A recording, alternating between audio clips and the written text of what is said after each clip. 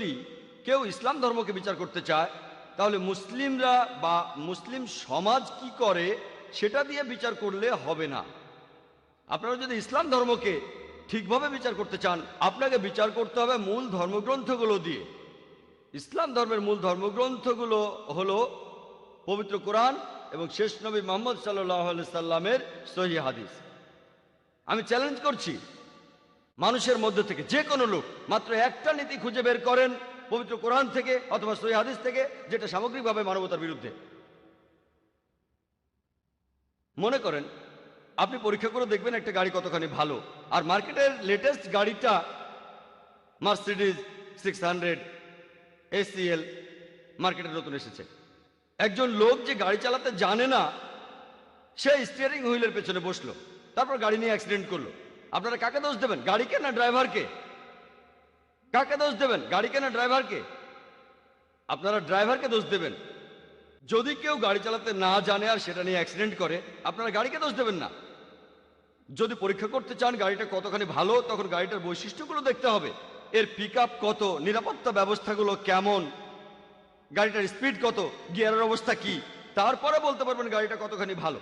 আর যদি গাড়িটা পরীক্ষা করে নিতে চান ভালো করে তাহলে স্টিয়ারিং হুইলের পেছনে বসান একজন এক্সপার্ট ড্রাইভারকে। একইভাবে কোনো মুসলিমকে দিয়ে যদি দৃষ্টান্ত দিতে চান যে ইসলাম ধর্ম কতটা ভালো এ ব্যাপারে সবচেয়ে সেরা দৃষ্টান্ত নবীজি মুহাম্মদ সাল্লাল্লাহু আলাইহি সাল্লাম। আমার দিকে তাকিয়ে আপনারা ইসলাম ধর্মকে বিচার করবেন না, অন্য কোনো মুসলিম অথবা মুসলিম সমাজের কাজগুলোকে দেখবেন না। এখানে দেখবেন এক্সপার্ট কোনো ড্রাইভারকে বা মানুষকে যিনি ইসলাম ধর্মের নিয়মগুলো জানেন পুরোপুরি, তিনি হলেন সর্বশেষ চূড়ান্ত নবী মুহাম্মদ সাল্লাল্লাহু আলাইহি সাল্লাম। ইসলামের অপবাদ দিতে মিডিয়া আরো যে কৌশলগুলো অবলম্বন করে সেটা হলো তারা প্রসঙ্গ ছাড়াই পবিত্র কোরআনের বিভিন্ন উদ্ধৃতি দেয়। আর পবিত্র কোরআনের একটি আয়াত যেটা সমালোচকদের খুব পছন্দ সেটা পবিত্র কোরআনের সূরা তাওবার 5 নম্বর আয়াত। বলা হয়েছে যখনই তোমরা কোনো কাফিরকে দেখবে তাকে মেরে ফেলবে। আর যদি কোরআন খোলেন এই আয়াতটা দেখবেন, অনুবাদটাও দেখতে পাবেন, যখনই তোমরা কোনো কাফিরকে দেখবে তাকে মেরে ফেলবে। তবে এটা প্রসঙ্গ ছাড়া উদ্ধৃতি। তারা কোরআনের আয়াতের উদ্ধৃতি দেয় কোনো প্রসঙ্গ ছাড়া, হাদিসের উদ্ধৃতিও দেয় প্রসঙ্গ ছাড়া। এই প্রসঙ্গটা এর প্রথম দিকের আয়াতে আছে। বলা হয়েছে যে একটা শান্তি চুক্তি হয়েছিল সেখানকার মুসলিম আর মক্কার মুশরিকদের ভেতর, আর মক্কার মুশরিকরাই পরে এই শান্তি চুক্তির শর্তগুলো ভেঙেছিল। আর তখন আল্লাহ সুবহানাহু ওয়া তাআলা পবিত্র কোরআনের সূরা তাওবার 5 নম্বর আয়াত নাজিল করলেন।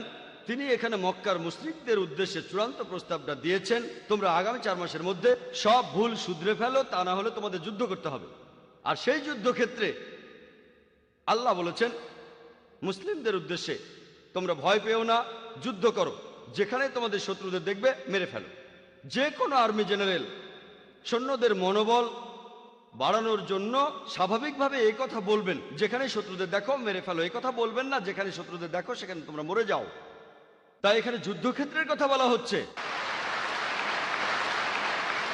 আল্লাহ সুবহানাহু ওয়া তাআলা বলেছেন যে যখনই যুদ্ধক্ষেত্রে শত্রুরা তোমাকে আক্রমণ করতে আসবে তোমরা ভয় পেও না, যুদ্ধ করো, আর তাদের দেখলেই মেরে ফেলো।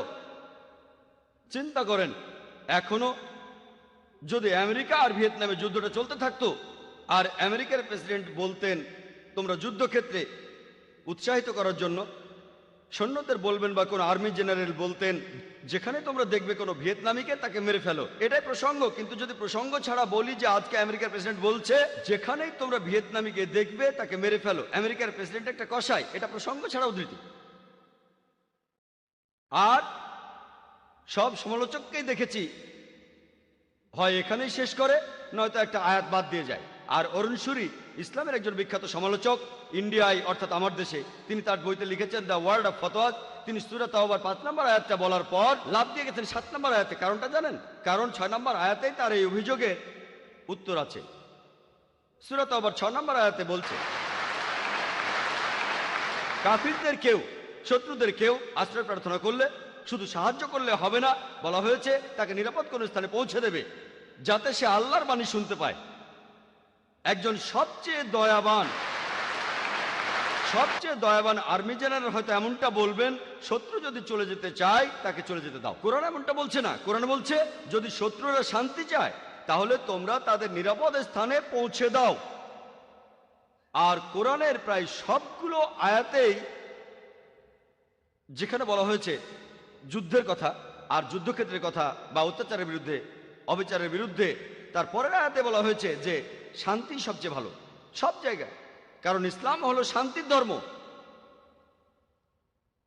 মিডিয়া তৃতীয় যে কৌশলটা প্রয়োগ করে ইসলামের অপবাদ দিতে, তারা যেগুলোর উদ্ধৃতি দেয় সেগুলোর ভুল ব্যাখ্যা করে, হোক সেটা কোরআন থেকে বা নবীজি সাল্লাল্লাহু সাল্লামের হাদিস থেকে। চতুর্থ কৌশলটা হলো ইসলাম সম্পর্কে এমন অপবাদ যেটা ইসলামে নেই, ইসলামে যেটার কোনো উল্লেখ নেই সেটাকে ইসলামের সাথে জড়ায়। মিডিয়ার পঞ্চম কৌশলটা হচ্ছে তারা ইসলামের আলোকে ঠিক ব্যাখ্যাটাই দেয়, তবে সেটাকে আলাদা দৃষ্টিকোণ থেকে দেখে। তারা বলে যে মানুষ জাতির জন্য এটা একটা সমস্যা। তারা বলতে চায় যে ইসলাম মানুষ জাতির জন্য একটা সমস্যা। ইসলাম আসলে কোনো সমস্যা নয়, ইসলাম ধর্ম মানুষ জাতির সমস্যাগুলোর সমাধান। ইসলাম ধর্ম আসলে মানুষ জাতির জন্য কোনো সমস্যা নয়। হাতে সময় কম, তাই এ ব্যাপারে বিস্তারিত কিছু বলছি না। তবে এভাবেই মিডিয়া বিভিন্ন কৌশল অবলম্বন করে ইসলামের নিন্দা করে। আর এখন আন্তর্জাতিক মিডিয়ায় দেখি যে তারা মুসলিমদের বলছে মৌলবাদী, চরমপন্থী আর সন্ত্রাসী। আর বেশিরভাগ মুসলিম অপরাধবোধে ভোগে যে না, হ্যাঁ আমি কিন্তু মৌলবাদী নই। আসলে এরকম কিছু মুসলিম আছে যারা মৌলবাদী, কিন্তু আমি মৌলবাদী না, আমি চরমপন্থী না। মুসলিমদের বেশিরভাগই অপরাধবোধে ভোগে। এখানে আমরাও উত্তর দিতে পারি, মুসলিমরা তারা হবে দায়ী।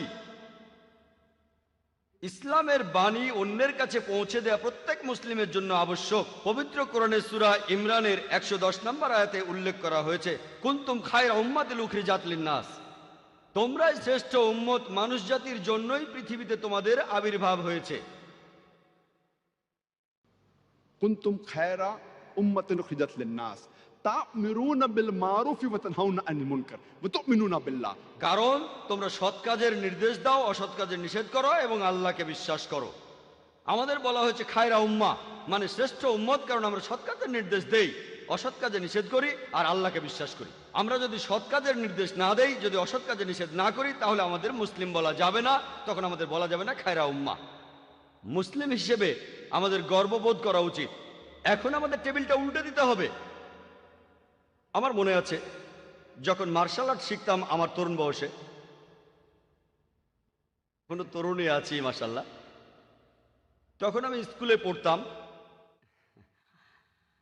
আমরা তখন শিখতাম মার্শাল আর্টের, হোক সেটা জুডো বা জুজুৎসু, সেখানে প্রতিপক্ষের নিজের শক্তি দিয়েই তাকে ঘায়েল করা হতো, বাধা দিয়ে নয়।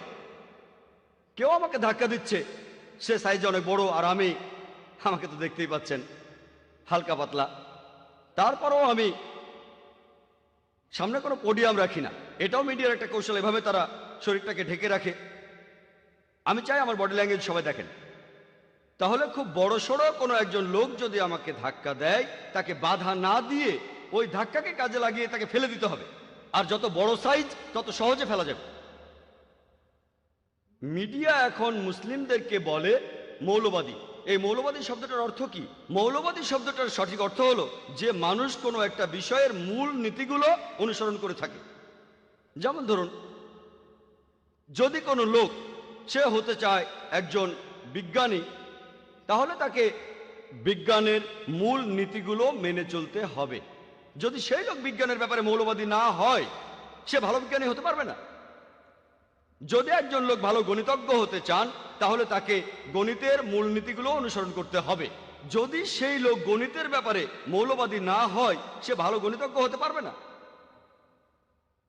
আপনারা সব মৌলবাদীদের এক মাপকাঠি দিয়ে মাপতে পারবেন না যে তারা সবাই ভালো বা সবাই খারাপ।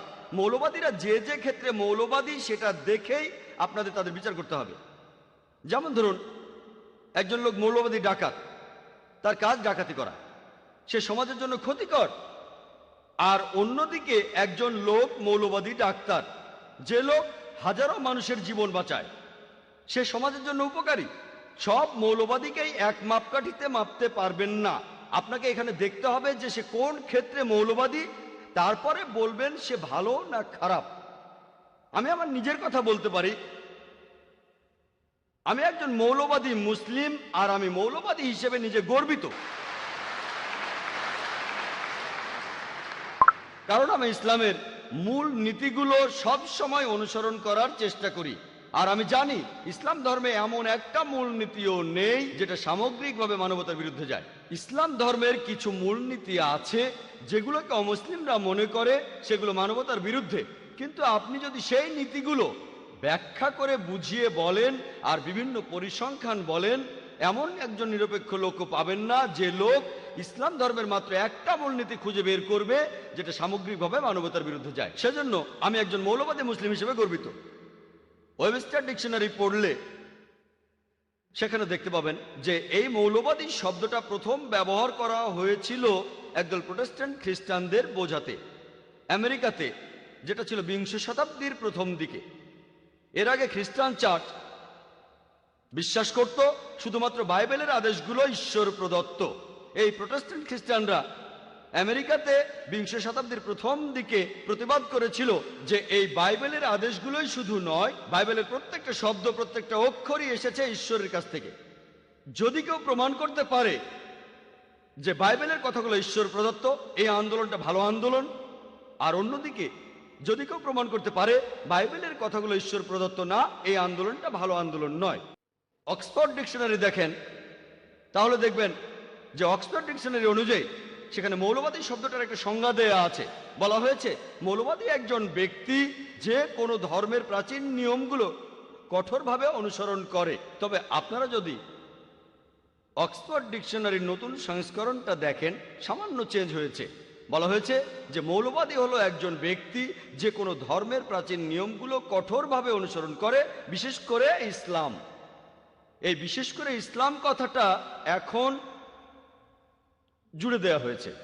যখনই আপনি মৌলবাদী শব্দটা শুনবেন, আপনি কোনো মুসলিমের কথা ভাববেন সে চরমপন্থী, সে সন্ত্রাসী। মিডিয়া বলে যে মুসলিমরা চরমপন্থী, আমি বলবো হ্যাঁ, আমি চরমপন্থী। আমি চরমভাবে দয়ালু, চরমভাবে ক্ষমাশীল, আমি চরমভাবে সৎ, চরমভাবে ন্যায়বান। এতে অসুবিধা কি যদি আমি হই চরম দয়ালু, চরম ক্ষমাশীল, চরম ন্যায়বান, চরম সৎ? সমস্যাটা কোথায়? এমনটা কি কেউ আমাকে বলতে পারবেন যে চরমভাবে সৎ হওয়াটা খারাপ? এমনটা কি কেউ আমাকে বলতে পারবেন যে চরমভাবে ন্যায়বান হওয়াটা খারাপ? কোরআন বলছে তোমরা চরম ন্যায়বান হও। আমরা তো আংশিকভাবে সৎ হব না যে এই লোক আমার বন্ধু, এখানে সৎ থাকবো, ও আমার শত্রু, ওখানে সৎ থাকবো না। পবিত্র কোরআনে সূরা বাকারার 208 নম্বর আয়াতে উল্লেখ করা হয়েছে, উদখুলু ফিস সিলমি কাফা, ইসলামে প্রবেশ করো সর্বাত্মকভাবে। তাহলে চরমপন্থী হলে সমস্যা কোথায়? তবে আমাদের চরমপন্থী হতে হবে সঠিক পথে। আমরা অন্যায় বা ভুল পথে চরমপন্থী হব না, আমরা দয়া মায়াহীন হব না, আমরা নিষ্ঠুর হব না, তবে আমরা চরমপন্থী হব সঠিক পথে। পবিত্র কোরআন সে কথাই বলছে। দুর্ভাগ্যজনকভাবে আমরা এখানে বলি না আমি চরমপন্থী নই, আমি মৌলবাদী নই। এই টেবিলটা আমাদের ঘুরিয়ে দেন। মুসলিমদের এখন বলা হয় সন্ত্রাসী। আমি বলি সব মুসলিমেরই সন্ত্রাসী হওয়া উচিত। সন্ত্রাসী শব্দটার অর্থ কি? সন্ত্রাসী শব্দটার অর্থ হলো যে লোক ত্রাস ছড়িয়ে দেয়। যখন একজন ডাকাত পুলিশকে দেখে সে ভয় পেয়ে যায়, তাহলে এই ডাকাতের জন্য সেই পুলিশ সন্ত্রাসী। আর একইভাবে দেখবেন যখনই একজন ডাকাত বা ধর্ষণকারী বা সমাজের শত্রু লোকেরা কোনো মুসলিমকে দেখবে সে ভয় পেয়ে যাবে। আমরা সমাজের শত্রুদের সন্ত্রস্ত করে রাখবো। আর পবিত্র কোরআনে বলা আছে সূরা আনফালের 60 নম্বর আয়াতে উল্লেখ করা হয়েছে, যারা সমাজের শত্রু তাদের মনে ভীতি সঞ্চার করো। আমি জানি এখনকার দিনে সন্ত্রাস শব্দটা দিয়ে বোঝানো হয় এমন কাজ যেটা সাধারণ মানুষকে সন্ত্রস্ত করে। এই দৃষ্টিকোণ থেকে কোনো মুসলিমও কখনোই কোনো নিরীহ মানুষের উপরে কোনো সন্ত্রাস চালাবে না। একজন মুসলিম এখানে বেছে বেছে সমাজের শত্রুদের সাথে এটা করতে পারেন। এখানে বেছে বেছে চোর, ডাকাত, ধর্ষক, যখনই সমাজবিরোধী লোকেরা কোনো মুসলিমকে দেখে তখনই তারা ভয় পাবে, আর তখনই এই পৃথিবীতে আমরা শান্তি পাবো। প্রায় দেখা যায় একটা মানুষের একটা কাজকে দুটো আলাদা আলাদা লেবেল দেয়া হয়। 60-70 বছর আগে, ইন্ডিয়া স্বাধীনতা পাওয়ার আগে, আমার দেশ ইন্ডিয়া, ব্রিটিশরা তখন শাসন করত। অনেক ইন্ডিয়ানই ছিল তখন, তারা ইন্ডিয়ার স্বাধীনতার জন্য যুদ্ধ করত। এই লোকগুলোকে ব্রিটিশ সরকার তখন বলতো সন্ত্রাসী। কিন্তু সাধারণ ইন্ডিয়ানরা, আমরা তাদের বলি ফ্রিডম ফাইটার, দেশপ্রেমিক। একই লোক, একই কাজ, কিন্তু আলাদা দুটো লেভেল। আপনারা যদি ব্রিটিশ সরকারের সাথে একমত হন যে ইন্ডিয়াকে শাসন করার অধিকার তাদের আছে, তাহলে আপনি ওই লোকগুলোকে বলবেন সন্ত্রাসী। কিন্তু আপনি যদি সাধারণ ইন্ডিয়ানদের সাথে একমত হন যে ব্রিটিশরা ইন্ডিয়াতে এসেছে ব্যবসা করার জন্য, আমাদের শাসন করার অধিকার তাদের নেই, তাহলে আপনি এই লোকগুলোকে বলবেন দেশপ্রেমিক, ফ্রিডম ফাইটার। একই লোক, একই কাজ, কিন্তু দুটো আলাদা লেভেল। আর এরকম উদাহরণ আপনারা পৃথিবীর ইতিহাসে অনেক খুঁজে পাবেন। একজন দায়ী বুঝবেন এমন অনেক দৃষ্টান্ত থাকলে যে কোনটা কোথায় ব্যবহার করতে হবে, যাতে করে লোকেরা বুঝতে পারে। কারণ সূরা ইমরানের 64 নম্বর আয়াতে উল্লেখ করা হয়েছে, তাআলাউ ইলা কালিমাতিন সাওয়াইন বাইনা বাইনাকুম। এসো সেই কথায় যাহা তোমাদের এবং আমাদের মধ্যে এক। যখন ইন্ডিয়ানরা মুসলিমদের সন্ত্রাসী বলে অভিহিত করে, তখন আমি এই ব্যাখ্যাটা দেই, তখন তারা ভালোভাবেই বুঝতে পারে। 2 মাস আগে আমি ইংল্যান্ডে ছিলাম, সেই বোম ব্লাস্টের পরে, 7 জুলাইয়ের পরে। একটা কনফারেন্সে আমি লেকচার দিয়েছিলাম। টনি ব্লেয়ার সেখানে আসার কথা ছিল, কিন্তু তিনি শেষে আসতে পারেন নাই। তবে চিফ অফ পুলিশ সেখানে ছিলেন, মেয়রও ছিলেন। সেখানেও আমি উদাহরণ দিয়েছি, তবে সেটা ছিল অন্যরকম। বলেছিলাম, অষ্টাদশ শতাব্দীর শেষ দিকে আমেরিকায় স্বাধীনতা যুদ্ধ হচ্ছিল। তখন ব্রিটিশরা আমেরিকা শাসন করত। অনেক আমেরিকানই স্বাধীনতার জন্য যুদ্ধ করছিল। 1776 সালে তারা স্বাধীনতা লাভ করে। আর তখনকার উচ্চপদস্থ নেতা Benjamin Franklin, George Washington, British সরকার তখন তাদের বলতো 1 নম্বর সন্ত্রাসী। যে লোক ছিল 1 নম্বর সন্ত্রাসী, জর্জ ওয়াশিংটন, পরবর্তীতে তিনিই হলেন ইউএস এর প্রেসিডেন্ট। চিন্তা করেন, সন্ত্রাসী 1 নম্বর, পরে হলেন আমেরিকার প্রেসিডেন্ট। আর তিনি হলেন আমেরিকার প্রথম প্রেসিডেন্ট যাকে সবাই শ্রদ্ধা করেন, এমনকি জর্জ বুশও।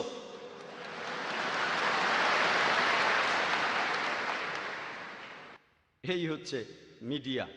1 নম্বর সন্ত্রাসী, পরে হলো একটা দেশের প্রেসিডেন্ট, যে দেশ খুবই উন্নত, ইউএসএ। ইউএসএ হচ্ছে পৃথিবীর সবচেয়ে উন্নত একটা দেশ।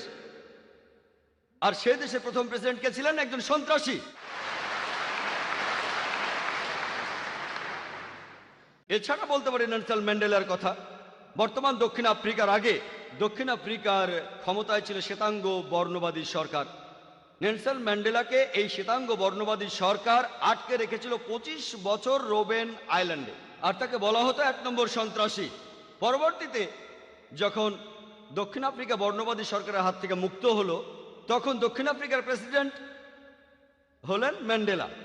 এরপরে নেলসন ম্যান্ডেলা শান্তিতে নোবেল পুরস্কার পেলেন। আর তিনি নতুন কোনো কাজের জন্য এই শান্তি পুরস্কারটা পাননি। এমন না যে আগে তিনি সন্ত্রাসী ছিলেন, তারপরে ভালো হয়ে গেছেন, একটা খারাপ লোক ভালো হয়ে গেল, এরকম না। সেই একই কাজ যেটার জন্য তাকে সন্ত্রাসী বলা হয়েছে, কয়েক বছর পরে সেটার জন্য তিনি শান্তিতে নোবেল পেলেন। এটা খুবই অদ্ভুত। একই কাজ, যে কারণে তিনি 25 বছর জেলখানায় ছিলেন, তাকে সন্ত্রাসী বলা হতো, সেই কাজের জন্যই তিনি শান্তিতে নোবেল পুরস্কার পেয়েছেন। আর ঠিক এইভাবেই মিডিয়া বদলে দেয়, দিনকে রাত বানায়, কালোকে সাদা বানায়, হিরোকে ভিলেন বানায়, আর ভিলেনকে বানায় হিরো। এক কথায়, যার হাতে ক্ষমতা থাকে সে তখন যা বলে সেই কথাটাই সত্যি হয়ে যায়। আমরা জানি যে হিটলার যখন ইউরোপে আক্রমণ করেছিল, অনেক দেশ বাধা দিয়েছে, এমনকি ফ্রান্সও বাধা দিয়েছিল। সেই ফরাসি লোকদের তখন জার্মান সৈন্যরা বলতো সন্ত্রাসী। আর এইভাবেই মিডিয়া খবর তুলে ধরে। দুর্ভাগ্যজনকভাবে মুসলিমরা, দুর্ভাগ্যজনকভাবে আমরা অনেক পেছনে পড়ে আছি। আমাদের জানতে হবে কিভাবে টেবিলটা উল্টে দেয়া যায়।